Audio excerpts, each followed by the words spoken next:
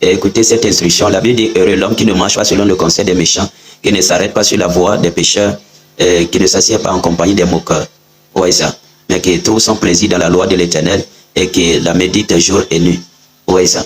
Donc, je suis prophète, mais j'enseigne aussi. Et vous devez comprendre que si vous voulez réussir dans votre vie, le meilleur conseiller, c'est la parole de l'Éternel. Si vous voulez avancer, le levier qui n'échoue pas, qui élève des personnes, c'est la parole de l'Éternel. Et la parole de l'Éternel est l'instrument que le prophète utilise. C'est l'instrument de la bouche du prophète. La femme de Sarepta a dit à Élie, et je sais maintenant que la parole de l'Éternel dans ta bouche est vérité. Parce qu'un prophète est custodian. C'est un gardien de la parole de l'Éternel.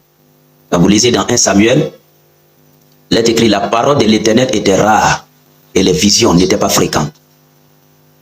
Vous voyez ça? Donc, la parole de l'Éternel, ce n'est pas les Écritures. Ce n'est pas la Bible. It is not the Bible. Hein? Ce n'est pas la Bible. Hein? La parole de l'Éternel, ce n'est pas d'abord la Bible. Quand je parle de la parole de l'Éternel, it is not the Bible.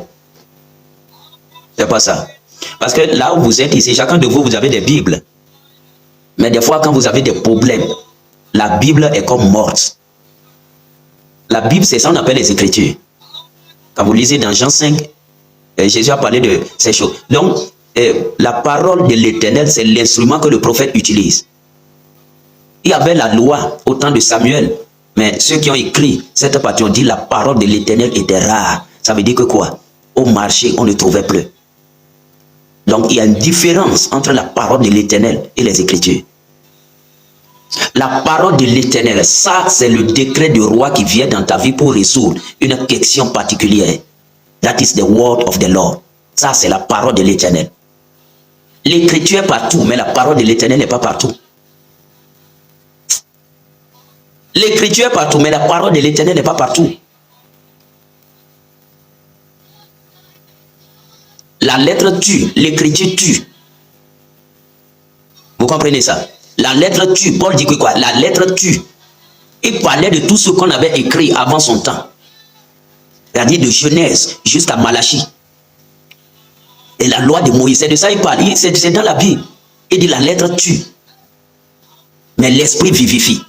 La lettre, c'est les Écritures. La lettre, c'est graphé. Même l'Écriture, c'est graphé, c'est ça.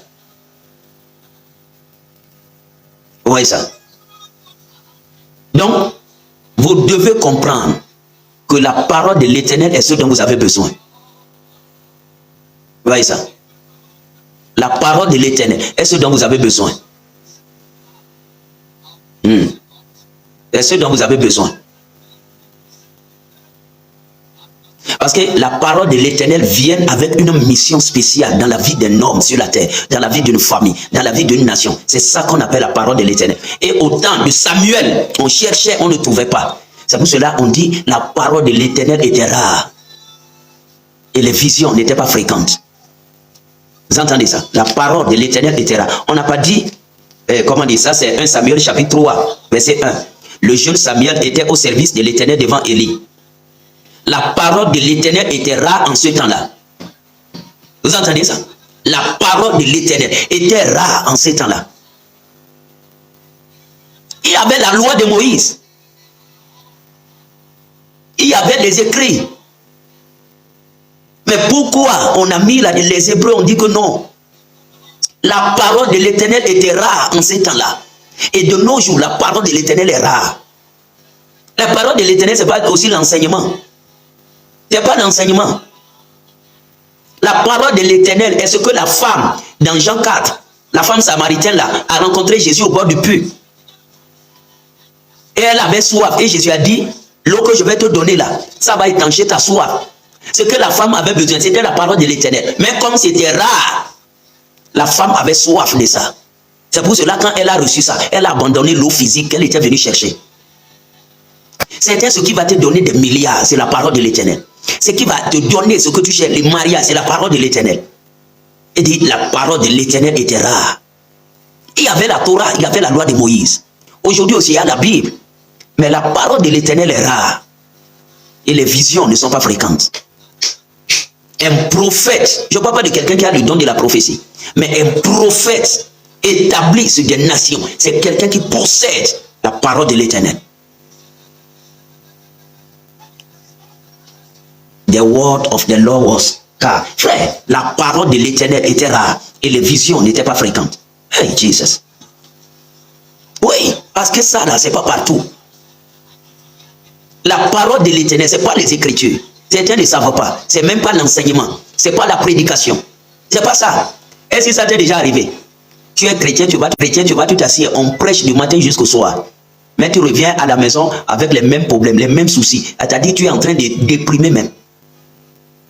C'est pour faire oublier aux gens la dépression qu'aujourd'hui la musique a fait son entrée dans l'église. Et les gens doivent danser, se réjouir. La façon, c'est qu'avec tout ça, là, c'est pour que tu puisses oublier tes problèmes un peu. Mais quand tu rentres à la maison, ça revient. The word of the Lord was car. La parole de l'Éternel était rare. Et les vies.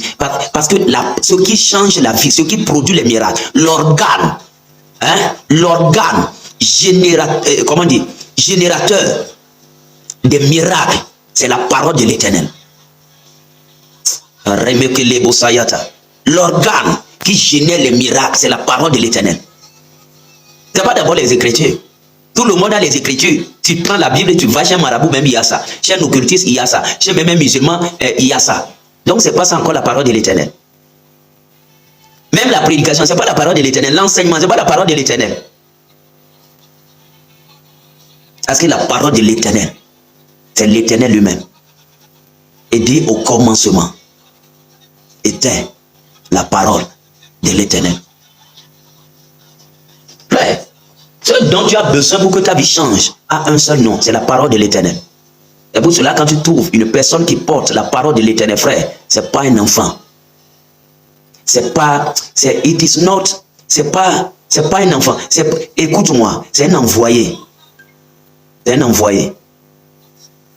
C'est un envoyé. C'est un envoyé. C'est un messager. Oui, un messager. La terre a besoin de la parole de l'Éternel. C'est l'organe générateur des miracles. C'est la parole de l'Éternel.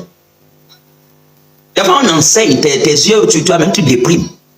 Tu as la Bible, mais tu pleures sur la Bible. Tu as la Bible, mais tu pleures parce que ton problème n'est pas en train de finir. Tu vas en enseigner, mais tu reviens toujours. Les mêmes problèmes. Ce qui va changer ta vie, c'est la parole de l'Éternel. Mais c'est rare. Oui, c'est rare. C'est rare. C'est pourquoi il a dit à Jérémie, pourquoi mêlez-vous de la paille au froment? La paille, pour ceux qui comprennent comment on sort le jus. Le jus de quoi là? Le jus de... ceux qui connaissent là, dans l'Afrique, on met le jus de quoi là? Que ce soit le mil, que ce soit le blé, vous voyez ça. Vous voyez que la paille, voyez, et le froment. Le froment est ce qu'on cherche. Mais la paille là, c'est les déchets.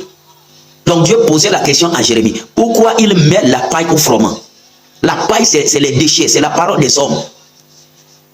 C'est ça. Mais le jus même là, ce qu'on doit manger, ce qu'on doit savourer là, c'est comme la huche des abeilles et le miel. C'est vrai que le miel est dans la huche des abeilles.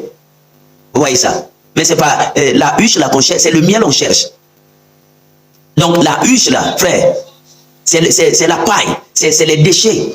Et quand tu mélanges ça avec le miel, personne ne va goûter à ça. Personne ne va prendre ça, personne ne va manger ça. On veut le miel pur, pas le miel mélangé de la huche. Non, on n'a pas besoin de la huche. C'est vrai que c'est ça qui porte le miel, mais on n'a pas besoin de ça. On retire la huche là et on presse le miel. Le miel, on met le miel à côté. Le miel, c'est ça la parole de l'Éternel. Mais la huche là, la maison là où les abeilles restent là, c'est les déchets. Oui, mais ce qui va amener la saveur dans ta vie là, oui, ça c'est le miel, c'est la parole de l'Éternel, c'est comme ça. Il a demandé pourquoi mêlez-vous de la paille au froment? Pourquoi? Quand on met la paille, on mélange avec le froment, ça, on ne peut plus manger. Frère, when you find a man that carries the word of the Lord, oui, c'est que si tu te connectes, il n'y a rien que l'Éternel ne peut pas changer dans ta vie. Parce que la parole de l'Éternel, c'est l'organe. Vous voyez ça? C'est l'organe générateur des miracles et du changement. Vous allez lire la Bible. À chaque fois que Dieu a fait un miracle, ce qui était sorti, ce n'est pas les Écritures, c'est même pas l'enseignement, c'est la parole de l'Éternel. He has sent his words and he delivered them. Il envoya sa parole et les guérit et les fit échapper de la fosse. Ce n'est pas les Écritures, c'est d'abord la parole de l'Éternel. Il n'y a aucune dimension d'élévation que Dieu ne peut pas t'amener si tu peux te coller à la parole de l'Éternel ou si tu peux trouver la parole de l'Éternel. Il n'y a pas. Tu veux être une star, tu veux être un grand, tu vas avoir une réputation, tu veux l'onction, tu veux la gloire, tu veux la richesse. Il n'y a pas de cette dimension-là. Mais je veux te dire, elle est rare. C'est pourquoi ceux qui portent ça, ils savent qu'ils portent quelque chose que l'argent ne peut pas contrôler. Oui. Ils savent. C'est-à-dire ceux qui portent ça, ils savent que, c'est-à-dire ils portent quelque chose que l'argent là ne peut pas contrôler. Sur la terre, c'est l'argent. Mais parmi les esprits, les hommes qui ont marché, qui ont grandi, ils savent que quand j'ai la parole de l'Éternel, j'ai quelque chose, c'est-à-dire everything should bow. Oui. C'est-à-dire tout va se prosterner devant ça. Et celui qui porte la parole, et c'est la plus grande de toutes les richesses que l'on peut avoir sur la terre, c'est la parole de l'Éternel. Dans la Bible, il est écrit, la parole de l'Éternel était rare et les visions n'étaient pas fréquentes. Ça veut dire on cherchait ça, mais on ne trouvait pas. L'argent est partout. Même les enseignements sont partout. Quand tu écris Facebook, TikTok, Instagram, et quoi, everywhere, X, Twitter, partout, il y a la parole, les Écritures, on enseigne, on fait, oui.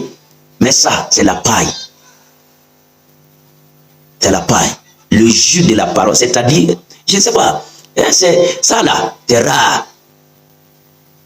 C'est pourquoi ceux qui portent la parole de l'Éternel sont des personnes rigoureuses. Vous voyez Moïse, oui, il portait la parole de l'Éternel. Vous voyez Élie, il portait la parole de l'Éternel. Vous voyez Jésus, il portait la parole de l'Éternel. Parce que la parole de l'Éternel, c'est l'organe générateur des miracles. Et tout ce que Dieu va te donner sur la terre viendra d'abord par la parole de l'Éternel. Parce que la parole de l'Éternel, c'est une personne. It is not a thing, it is a person. Ce n'est pas une chose, c'est une personne. C'est une personne.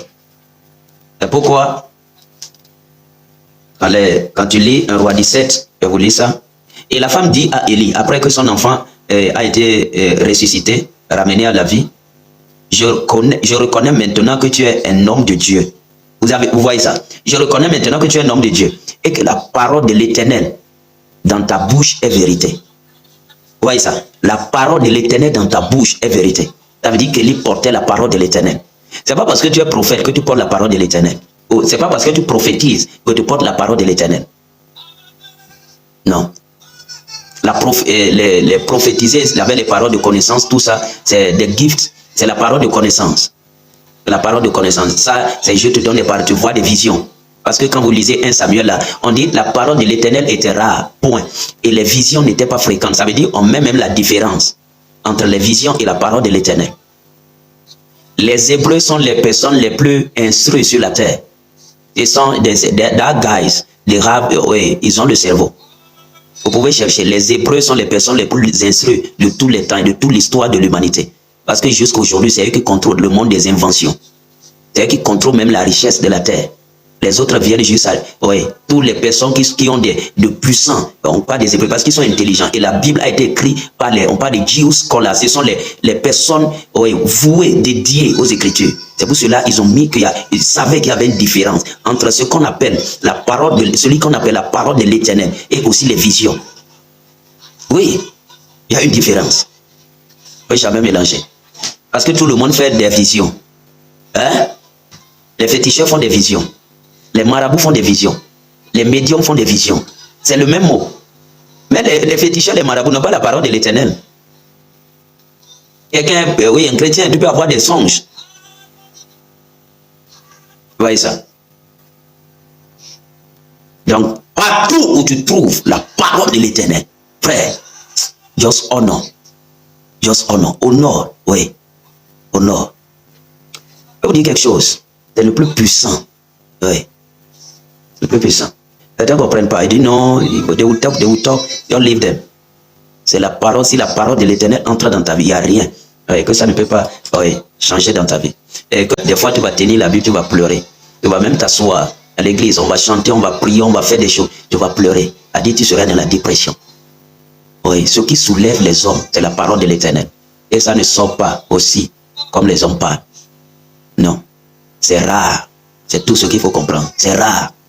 La parole de l'Éternel, elle est rare. Oui, c'est rare. La parole de l'Éternel, c'est rare. C'est pas partout. Il y a l'enseignement partout. La Bible, elle est partout. Les prédications, il y a ça partout. Oui, mais la parole de l'Éternel, frère, quand tu trouves ça, c'est comme tu as trouvé la richesse. Oui. C'est comme tu as trouvé la richesse. Et c'est plus que toute autre chose. La parole de l'Éternel, c'est plus que toute autre chose. C'est plus que toute autre chose. C'est plus que toute autre chose. Je vais vous ouvrir un peu les yeux. Quand vous lisez Genèse chapitre 12, ce que Dieu a donné à Abraham, qui a fait qu'il a quitté son père, la maison de son père, il a quitté toute sa famille, et il a commencé par marcher à un endroit qu'il ne connaissait pas. C'était quoi? Dieu n'a rien donné à Abraham. Ce qu'il lui a donné, c'est juste la parole de l'Éternel, c'est tout. Abraham est devenu ce qu'il est devenu parce que Dieu lui a donné la parole de l'Éternel. C'est tout. Donc, comment on dit ça? L'usine qui fait les zéros sur la terre, c'est la parole de l'Éternel. The making system, c'est-à-dire le système divin, the making system of God, frère, it is the word of the Lord, c'est la parole de l'Éternel. C'est ça qui fait les hommes sur la terre. L'enseignement des Écritures, je ne suis pas en train de les rabaisser, mais mon frère, que la vérité soit dite. Et ceux qui ont des oreilles pour pouvoir comprendre la vérité, que ces personnes puissent l'écouter. Il n'y a rien qui dépasse la parole de l'Éternel. Rien. Rien. Rien. Mais c'est rare. Très rare. Lors on le trouve, va, comment dire, West Africa, va au Niger, va au Burkina, va dans ces pays-là, you find gold. Tu vas trouver l'or, même va au Congo. Il y a du cobalt là-bas, il y a tout là-bas. Mais la parole de l'Éternel, frère, c'est très rare. Très rare. Et plus tu le cherches, plus ça devient rare. Plus tu le cherches, plus ça devient rare. Oui, je n'ai pas commis d'erreur. Plus tu le cherches, plus il devient rare. Plus tu le cherches, plus il devient rare. Parce que j'utilise, oui, masculin. On parle du verbe. Plus il devient rare. Plus tu le cherches, plus il devient rare. Oui. La parole de l'Éternel, c'est comme ça. Et il n'y a rien que la parole de l'Éternel ne peut pas faire. Tout ce que tu peux imaginer, ça peut faire au-delà de ça. Mais c'est que c'est rare. C'est rare. Les charismes qu'on utilise aujourd'hui, c'est en bas de la parole de l'Éternel. La parole de l'Éternel, c'est Emmanuel, God with his people. La religion va te fatiguer. Mais one thing, la seule chose qui peut changer ta vie, c'est ça le secret. Et c'est rare. C'est pour cela, what you need to fight for. Ce dont tu as besoin de combattre, le combat de la foi, est pour la parole de l'Éternel. Je vais te dire quelque chose. Et Samuel est celui qui a fait le retour et l'entrée de la parole de l'Éternel en Israël. Oui, après Moïse, la parole de l'Éternel était devenue rare. Oui, c'était devenu rare. Et la Bible dit quoi? Samuel, maintenant, Dieu a commencé par lui révéler. Vous allez lire ça dans la Bible, oui, à Silo. Elle dit l'Éternel continuait à se révéler à Samuel à Silo par la parole de l'Éternel. C'est parce que la parole de l'Éternel était avec lui qu'il a trouvé un jeune juif qui marchait, qui était perdu, qui allait de ville en ville. Saoul, il lui a dit, toi tu vas devenir roi en Israël. Et cela a été ainsi. Il a trouvé David. Il a dit, toi tu seras roi en Israël. Parce que Saoul a échoué. Saoul lui a désobéi. Il a dit, le royaume sera divisé. Et tout ce, vous voyez ça. Parce que the making of king is the word of the Lord. C'est la parole de l'Éternel. C'est la parole de l'Éternel qui fait les rois, qui fait les chefs d'État, qui fait les ministres, qui fait des grands et qui fait des milliardaires. C'est la parole de l'Éternel. Vous comprenez maintenant? Donc c'est l'usine génératrice des autorités et des grands sur la terre.